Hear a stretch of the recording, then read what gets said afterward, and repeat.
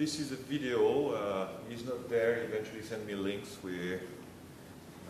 I think it's worth watching this. There is two videos, one 6 minutes and another one, that's a demo that's about 10 minutes. And let's try to see what's there. And eventually, if we've managed with the connection, then there might be a short Skype discussion afterward or eventually later. Everything is fine here. There should be some sound soon. And let's try what he eventually said.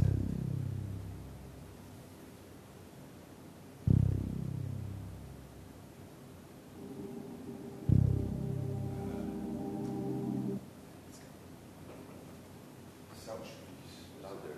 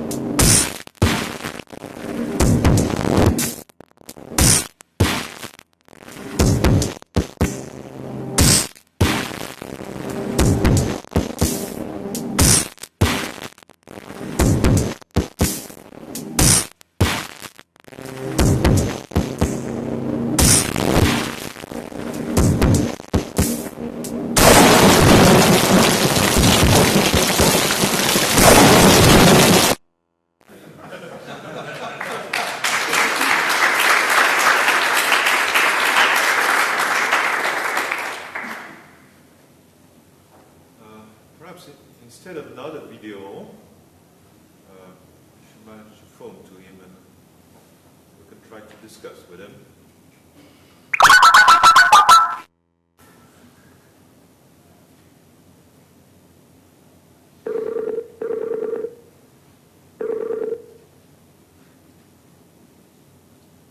Hey, Joseph.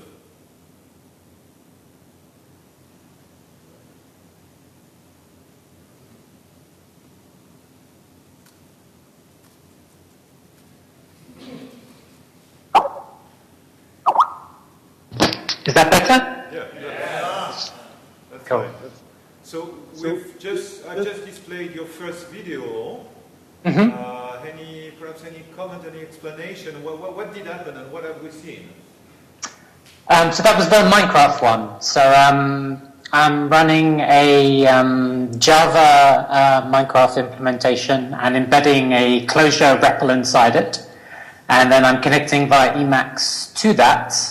And then I'm triggering using a library to kind of overtone closure and lots of little triggers, connecting samples with constructing blocks in the Minecraft world with different patterns. There were some zombies, but I had to remove them because they kept killing me, which was quite annoying. Okay, is there... Perhaps I'm sort of sharing it suddenly, but is there some questions for Joe and comment? Do you say that the samples are connected to the blocks somehow? That the sound, what is the connection, the causal relation between the sound and the world building? Right, so what's the connection between the sound and the world? Is that what you're, like the Minecraft Yeah. blocks? Mm-hmm. So all the events that I set up contain both closure functions to draw things and closure functions to trigger synths or to trigger samples. So I'm kind of utilizing that one event to do the two things so that we get the sound and we get the blocks within reasonable synchronicity. There's a little bit of lag sometimes on the graphics, primarily because in Minecraft, upon every block, it has to recalculate the shadow and lights of all the other blocks, which means sometimes it can be a tiny bit laggy. Yes. Does this work in a multiplayer setting? Can you have multiplayer Minecraft and do these kinds of things? Yes, you can. You can have so it's set up as a server, and you can connect multiple clients to it. And then programmatically you can generate worlds and move people around, and it's a lot of fun. And all in Clojure as well, which is a lovely language to do this stuff in. All the Minecraft code and all the generation is all just Clojure code, which is really nice to try and think about constructing shapes and very simple functions that generate quite interesting visual effects. Any other questions? So I had a quick question, which is, in the video we could see that there was a code base there, but how much code did you have written, or do you end up using for a presentation like that? Sorry, I didn't quite catch that. Could you say it a bit loud? How big was that file, Clojure file that you were using, and how much code do you have written, and how do you manage that for a live coding presentation like this? Yeah, so there's quite a lot of code there, primarily because I want to keep it all in one buffer so I can very rapidly move around without jumping back between files. To be honest with you, it's often learning the things that can make it very playful and support that play without breaking a lot of stuff. So there's a lot of defensive programming in those functions and that code that means that I can really mess around, and I've practiced this a lot So the code is really very close to my mental model. I really know where everything is and what everything is doing. So I just think kind of repetition of practice, it probably ends up about 800 lines, but with good mnemonics for various synth samples and event loops, it becomes very easy in Emacs to jump around and kind of mirror that inside your head, I guess. Thanks. Any other? Yes? How consistent is the performance from iteration to iteration? So how consistent are your performances between from iteration to iteration? That's a good question. I think there's usually kind of a common path that starts to emerge, but often due to practice and boredom, you often go off on weird and wondrous paths. And also it's so easy to change the samples and some of the visuals. That playfulness kind of means that often it goes off in weird and wondrous branches that you didn't really expect. So I think, like all improv, there's usually a kind of a core, sort of a safe sort of area, I guess, that you know. But through practice, you kind of realize some of the paths you can go down. Yes? We've seen during the video that software bugs can kill. So how do you handle this failure? So, right, so as we saw in the video, changes to the software can kill you. So how do you handle that? I guess kind of, do you ever get stuck and just die repeatedly? So that's why I had to remove the zombies, because in a recent patch to Minecraft, which I automatically got, the zombies' aggression increased massively. So they kept shooting me with arrows. And it's really annoying because there were zombies all in the land when I was doing it before, but they just kept shooting me and I just kept dying.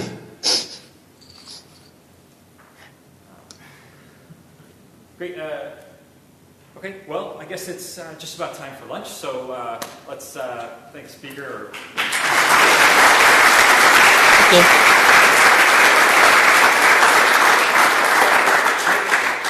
Thank you for coming on. Thanks.